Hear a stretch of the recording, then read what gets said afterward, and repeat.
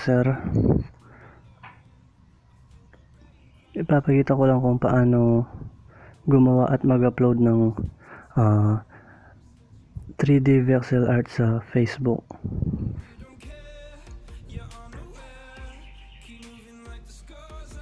Una, pwedeng gumamit ng Autodesk Sketchbook o PixArt. Pero ako, Autodesk yung gagamitin ko.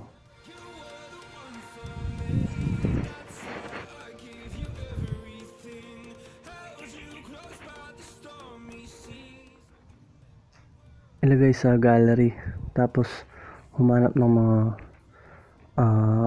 Vexel na gusto mong gawing 3D.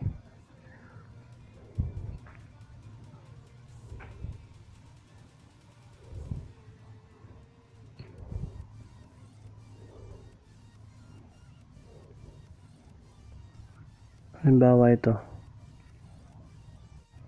So, halimbawa yan yung gusto mong gawin 3D. Una, duplicate mo lang yung line art. Hanapin mo yung line art. Duplicate. Hanapin mo yung base color. Duplicate mo rin.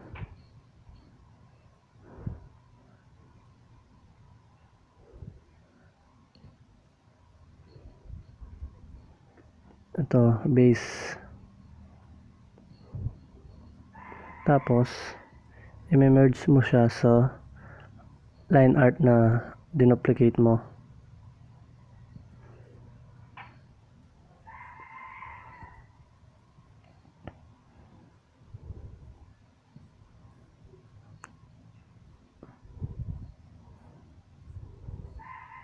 Yung pala sa mga nagtatanong kung anong version ng Autodesk ko.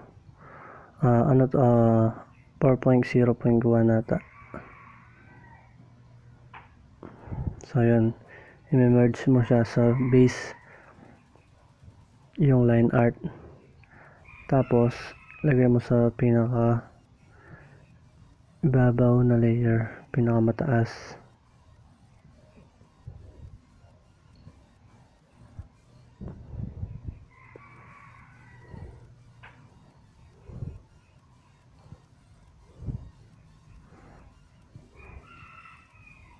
Yan.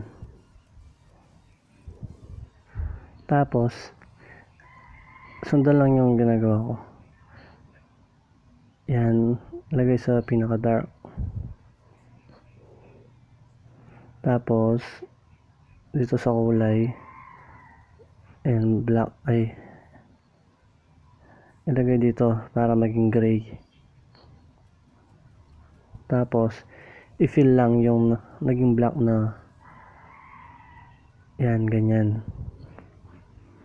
Pagkatapos nun,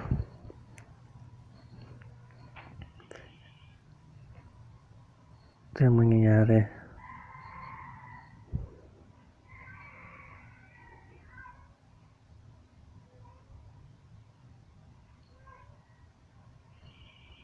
Mali.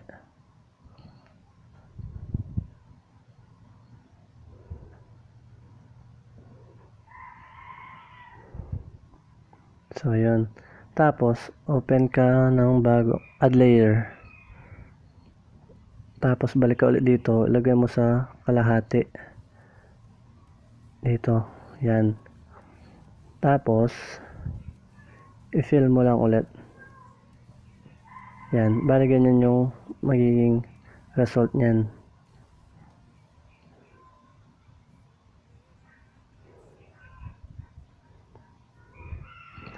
Pagkatapos nyan, export mo. Export lang. Tapos, itong file name, kaya mamaya na, save mo muna. Yan. So, syempre kapag na-save mo yan, save mo rin yung original. So ako na-save ko na kanina, kaya di ko na kailangan save ulit. Balik tayo dito. Punta tayo sa gallery.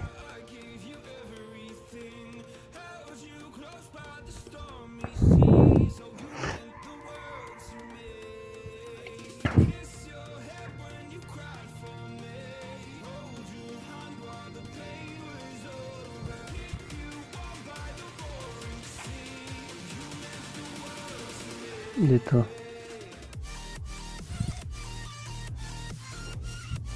Ito, kailangan mong i-rename to.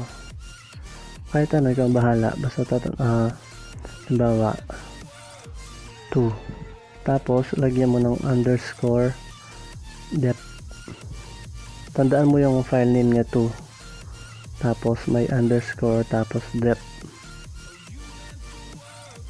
Tapos punta dun sa original na artwork niyan. Ito, rename mo rin yan. Pero ito 2 lang, wala siyang underscore depth. Kailangan mong pumunta sa Google Chrome.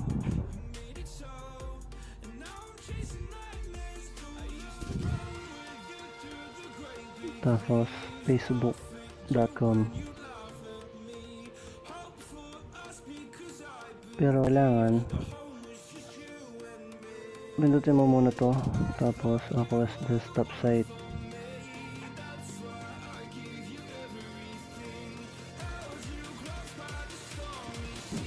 Maglalagyan lang ako.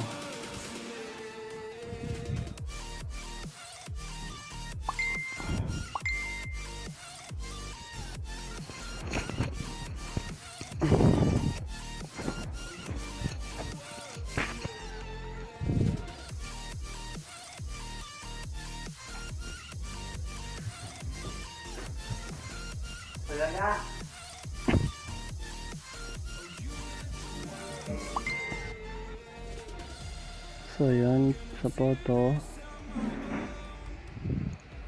kailangan mong i-upload una yung original Vexel art mo.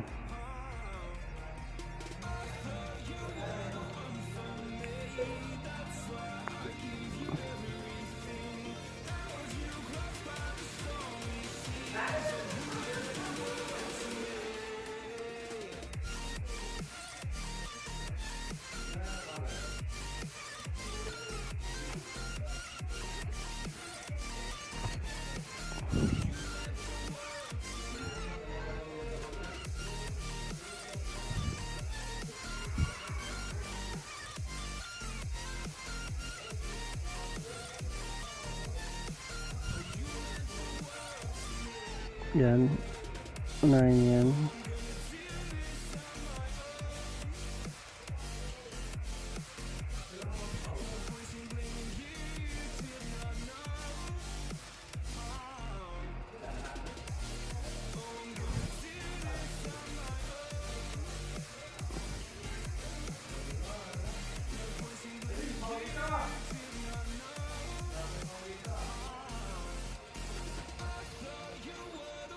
Tapos yung ginawa natin sa Autodesk Sketchbook, yung kulay gray,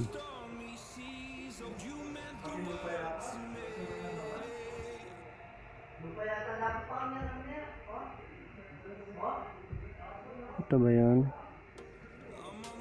Ito ata.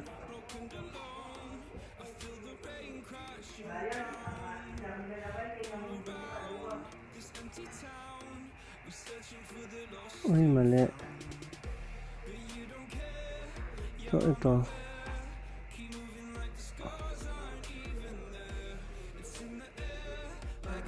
magiging 3D yan. Ayan, creating a 3D photo.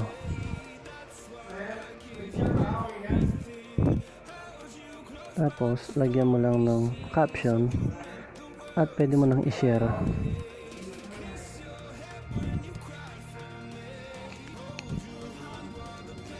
Ayan,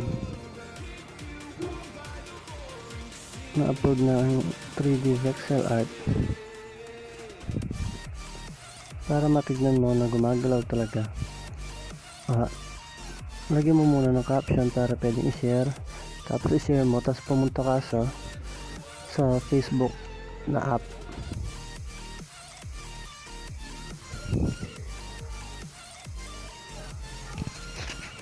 Bawa dito sa Facebook ko,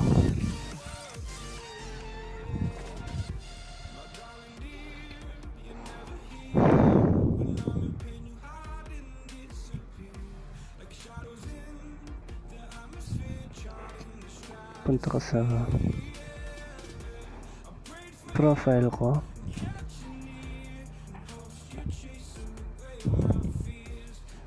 Tingnan mo lang yung mga 3D Vexel art na na-upload ko.